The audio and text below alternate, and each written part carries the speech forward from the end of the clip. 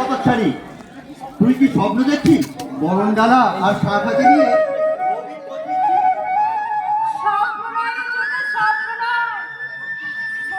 সত্যি সত্যি মেয়েটা শুধু জারেস্টারি পাস করে আসেনি, ওই বিয়ের বইটাও পার করে চলে এসেছে। এ তুমি কি বলছো ঠাকুরজি? ও সেটা না, তোমার ওই গুণধর দেওয়ারকে একটু জিজ্ঞেস করো না, দেখবে দেখবে ধান ভাঙবে না ওই শিবের গাজন কি ঠাকুরজি তুমি যে কি বলো?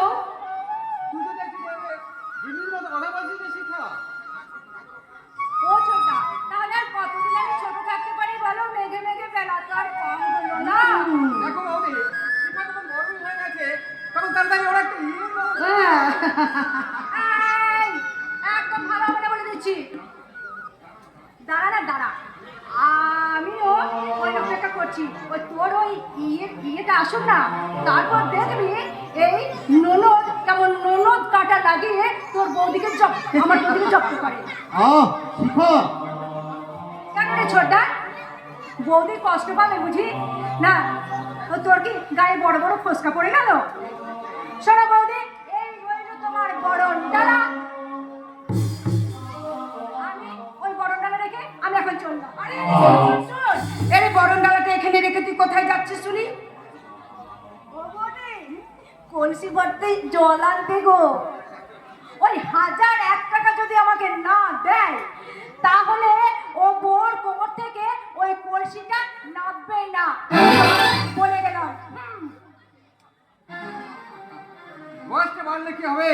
শিখাতে যেন সেই ছেলে মানুষটাই আছে। বড়দের কাছে যে ছোটরা সবসময় ছোটই থাকে ভাই। এই তোমাদের দুজনকেই দেখো না, আকারে কত বড় বড় হয়ে গেছো, কিন্তু আমার কাছে সেই ছোট্টটাই রয়েছে। বৌদি, কিন্তু আমি ভাবছি নেপা জানো ভাজা মাছটা উল্টে খেতে যায় না। আরে বাবা, বৌদি কি ভাবছে জানিস?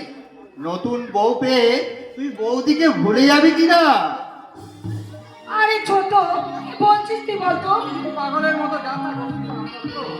যে বৌদি নিজের হাতে সে সম্পদ ভালো বিক্রি করে আমাকে বিদেশ পাঠানো ব্যারিস্টার করছে। ঠাকুরপো, যে বৌদি নিজে হাত পেটে খেয়ে আমাদের দুবেলা পেট পুড়ে খায়। মেজো, যে বৌদি রাতের পর রাত থেকে আমাদের মাথায় হাত তুলে ঘুম পাড়িয়েছে। মেজো, বৌদিকে আমি ভুলে যাবো?